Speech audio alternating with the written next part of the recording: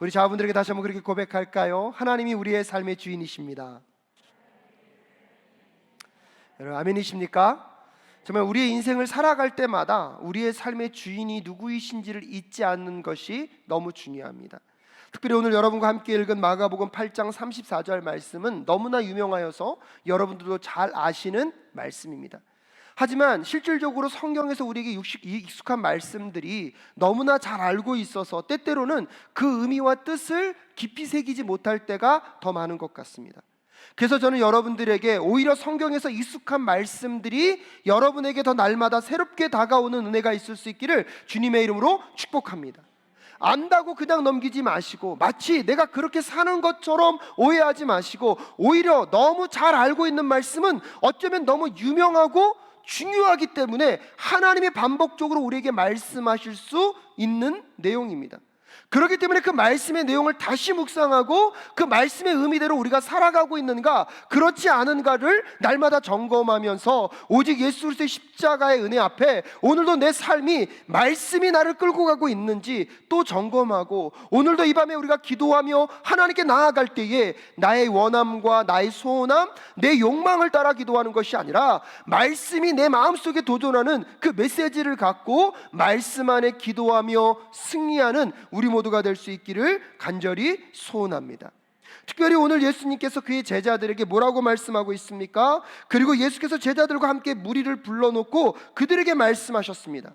나를 따라오려고 하는 사람은 자기를 부인하고 자기 십자가를 지고 나를 따라오너라. 왜 예수 그리스도께서 제자들에게 자기를 부인하고 자기 십자가를 지라고 말씀하고 계신 것일까요? 그렇다면 자기 십자가를 진다는 것과 자기 부인은 어떠한 연결점이 있다고 여러분은 생각하십니까? 우리도 모르게 우리 인생 속에 고난과 어려움을 경험하면 그것을 우리는 다 무엇이라고 얘기합니까? 십자가라고 얘기합니다. 하지만 그 고난 속에선 어쩌면은 내 게으름과 내 잘못 때문에 고난을 겪고 나서 우리도 모르게 그것을 누구 때문에 당한다고요? 예수님 때문에 당한다고 우리도 모르게 착각할 때가 있습니다. 그래서 여러분 자기 부인의 길은요, 자기 십자가의 길은 어려움과 힘겨움만을 의미하는 것이 아니라 오늘 본문에서 말하는 것처럼 자기 십자가를 진다는 것은 곧 누구를 부인하는 것입니까? 자기를 부인하는 것입니다.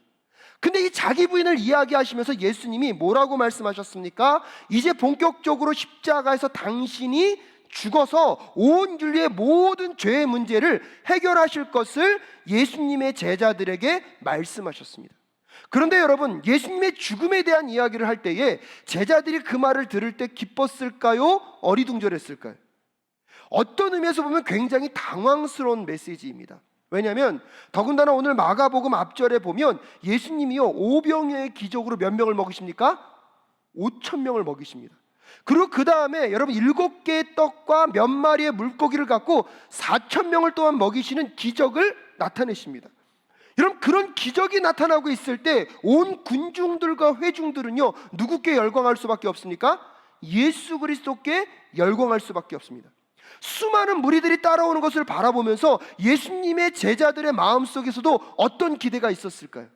야, 이 예수님 곁에만 있으면 정말 우리가 그 당시에 꿈꿨던 정치적인 놀라운 성취를 거두고 이 땅에서 정말 사람들이 부러워할 그 세상의 지위를 얻어서 예수님이 정말 저 높은 자리에 앉을 때에 우리도 그 영광을 함께 뭐할 수 있겠구나?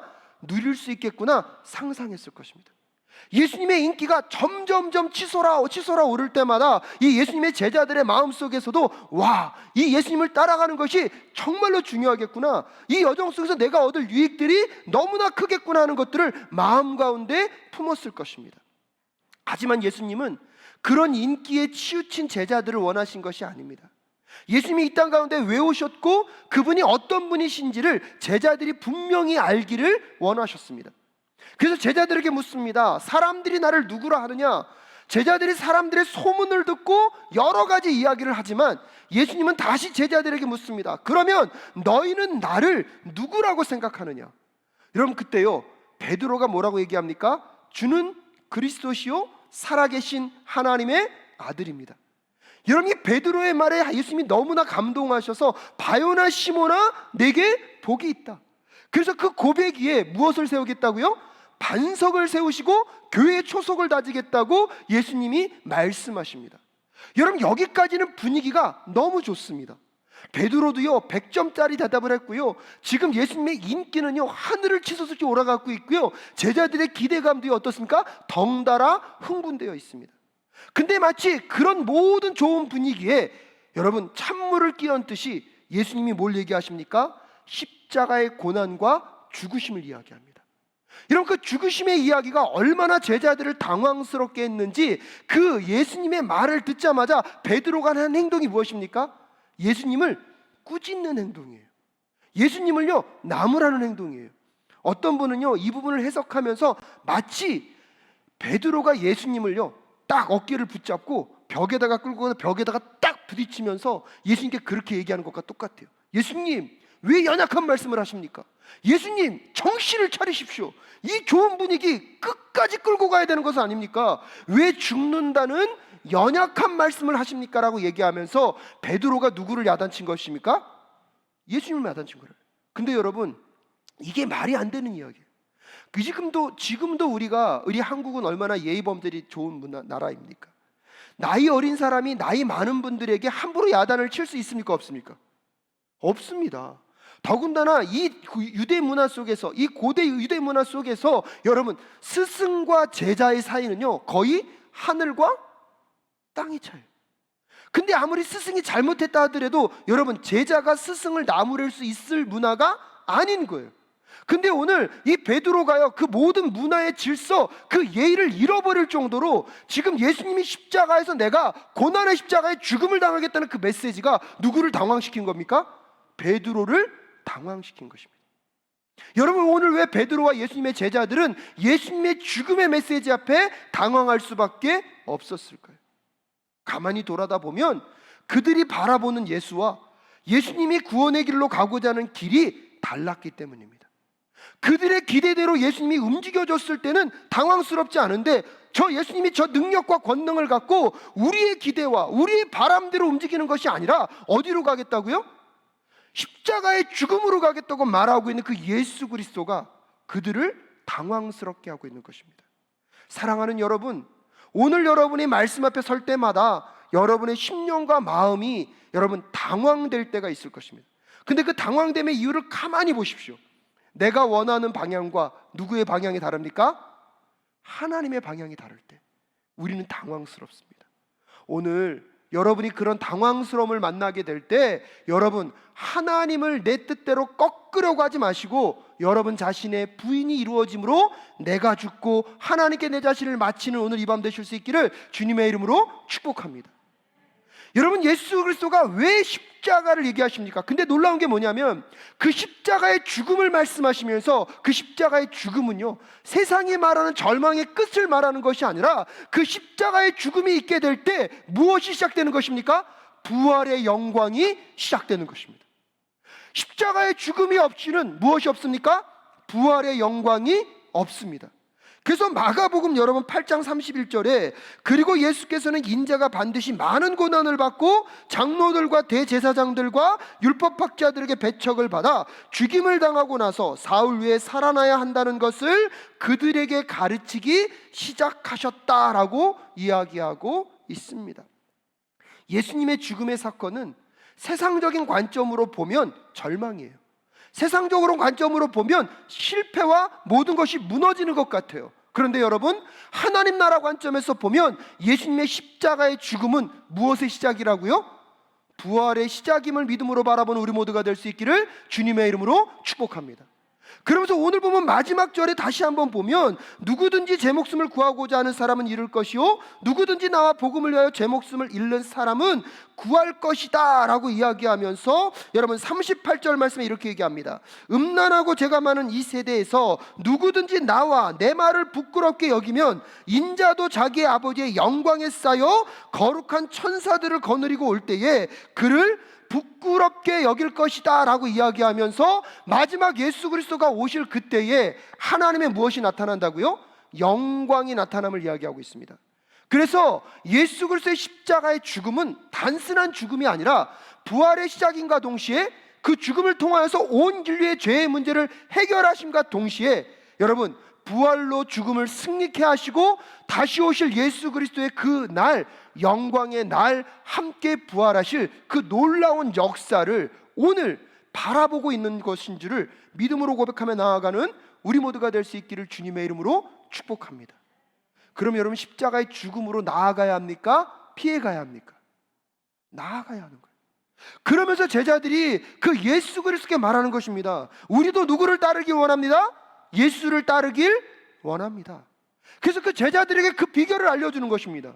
너희들이 나와 함께 그 부활의 영광 가운데, 너희들이 하나님의 영광 가운데 참여하길 원하느냐? 너의 자신을 부인하고 너희의 십자가를 지고 나를 뭐 할 것이다? 따를 것이다. 그런 점에서 여러분, 우리가 자기 부인이 이루어져야 될 영역이 무엇입니까? 내 원함과 내 소원함과 내 야망으로 살아가는 우리의 인생 속에 두려움과 떨림으로 가득 차 있는 그 삶에는 소망이 없다는 거예요. 나 중심적이고 나 이기적이고 내 삶의 중심이 내가 되어서 살아가는 그 삶에는 소망이 없다는 거예요. 그 자기 중심적인 삶을 십자가에 못 박고 내 원함과 내 뜻과 내 야망으로 내 혼자 힘으로 걱정하고 염려하고 근심하고 살아가는 그 삶을 십자가에 못 박고 자기를 부인하고 자기 삶에 예수님을 다시 주인으로 모셔드리는 자기 중심성이 아닌 예수 중심의 삶으로 나아가게 될 때에 여러분, 십자가가 우리에게 약속하고 있는 그 영광스러운 삶으로, 그 영광스러운 나라로 들어갈 수 있음을, 오늘 예수 그리스도가 우리에게 도전하고 있음을 이 시간 깨닫는 우리 모두가 될 수 있기를 주님의 이름으로 축복합니다. 수많은 사람들이 하나님께 나와 우리의 갈급함과 우리의 연약함을 두고 기도합니다. 그런데 여러분, 오늘 여러분 삶의 염려와 걱정과 근심의 근원은 어디에 있습니까? 정말로 여러분이 하나님 나라와 그 나라를 구할 때 염려와 걱정과 근심이 찾아왔습니까? 아니면 우리의 삶 속에 여전히 염려와 걱정과 근심과 두려움과 불안과 떨림이 있는 것은 결국은 내가 내 삶의 주인이 되고 내가 내 삶의 중심이 되어서 내가 원하는 것을 잃어버릴까 봐, 내가 희망하고 바라는 것이 이루어지지 않을까 봐 두려워하는 것입니다. 여러분, 하나님은요, 하나님의 뜻과 계획을 완전히 이루시는 하나님, 우리 하나님이신 줄로 믿습니다. 여러분이 정말로 하나님의 나라를 구하고 있다면, 하나님의 그 영광스러운 계획을 구하고 있다면 그것은요 반드시 이루어지고 성취될 줄로 믿습니다. 그렇기 때문에 우리 안에 염려와 걱정과 근심이 들어올 수가 없습니다. 오히려 하나님의 나라와 뜻을 구하고 하나님의 계획 가운데 우리의 마음이 같이 가게 될 때 평안과 기쁨과 하나님이 주시는 그 영광스러운 찬란함이 우리의 심령과 마음을 끌고 가게 될 줄로 믿습니다. 근데 자기가 자기 삶의 중심이 되고 자기가 원하고 소원하는 것만 가득하여서 그것을 이루고자 기도했을 때 그것이 이루어지지 않을까 걱정하고 염려할 수밖에 없습니다.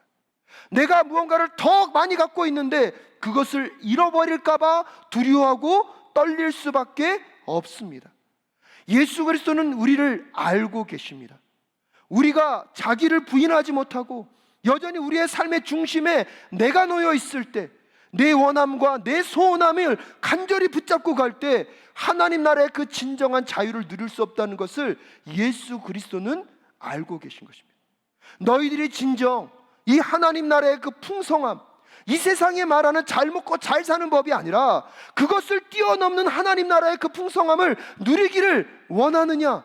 그래서 너희들이 정말 나를 따라오기를 원하느냐? 그러면 오늘 이 밤에 자기를 부인하고 자기 십자가를 지고 예수를 따를 것을 명령하시는 그 예수 그리스도의 그 명령이 오늘 나에게 부르시는 하나님의 말씀으로 받아들여지는 오늘 이 밤 되실 수 있기를 주님의 이름으로 축복합니다. 그래서 끊임없이 오늘 이 밤에 주님, 내가 무엇 때문에 두려워하고 있습니까? 내가 무엇 때문에 염려하고 걱정하고 있습니까? 혹시 그 염려와 걱정과 근심이 나 중심성, 자기 중심성에서 오는 것이라면 주님, 그 모든 것들을 십자가에 못 박을 수 있도록 도와주시옵소서. 그것이 죽어지고 우리가 다시 예수 안으로 들어가게 될 때에 예수가 중심된 그 삶 속에서 여러분의 염려와 걱정과 근심이 다 떠나갈 줄로 믿습니다. 오히려 그러기에 나에게 금과 은은 없지만, 나에게 세상이 말하는 부와 명예와 세상적인 지위는 없지만, 하나님의 그 영광스러운 나라가 이미 우리 안에 풍성히 거하였음을 고백하며 경험하며 기쁨으로 기도의 자리로 나아가는 우리 모두가 되실 수 있기를 주님의 이름으로 축복합니다. 여러분, 그것은 마치 세상의 것을 가질 수 없어서 포기하는 자포자기의 마음이 아닙니다. 마치 이소부화에 나오는 너무나 목이 마른데 포도가 먹고 싶어요. 근데 자기가 그 포도를 딸 능력이 안 되니까, 여러분, 여우가 뭐라고 얘기하는지 아십니까? 저 포도는 엄청 쉬워서 내가 딴다고 한들 먹을 수 없는 포도일 거야. 여러분, 그런 걸 말하는 게 아니에요. 하나님은요, 이 세상의 모든 것을 창조하시고 다스리시고 통치하시는 하나님, 우리 하나님이신 줄로 믿습니다. 정말 우리에게 필요하고 유익한 것이라면 언제든지 줄 준비가 되어 있는 하나님, 우리 하나님이심을 여러분 믿으십니까? 근데 문제는 뭐냐면, 우리의 삶이 여전히 자기중심성 속에서 자기가 주인되고 자기가 중심된 삶을 살아가기 때문에 여러분, 그 하나님의 부요함을 만날 준비가 되어 있지 않은 것입니다. 예수 그리스도가 십자가를 통해서 우리에게 허락하신 그 영원한 하나님의 나라를 지금도 누리고 살아갈 수 있는 비결, 자기중심성을 십자가에 못 박고 예수님 안으로 들어가는 오늘 이 밤 되실 수 있기를 주님의 이름으로 축복합니다. 나의 야망, 나의 소원함, 나의 꿈 십자가에 못 박아 죽어지도록 주님 도와 주시옵소서. 예수 그리스도와 함께 부활하여 그 영광스러운 나라의 풍성함을 누리며 승리를 선포하며 오늘 이 밤에 기도할 때에 여러분의 삶을 묻고 있는 모든 기도의 제목 가운데 함께 하신 하나님을 꼭 경험하시고 세상으로 돌아가시는 우리 모두가 될 수 있기를 간절히 소원합니다.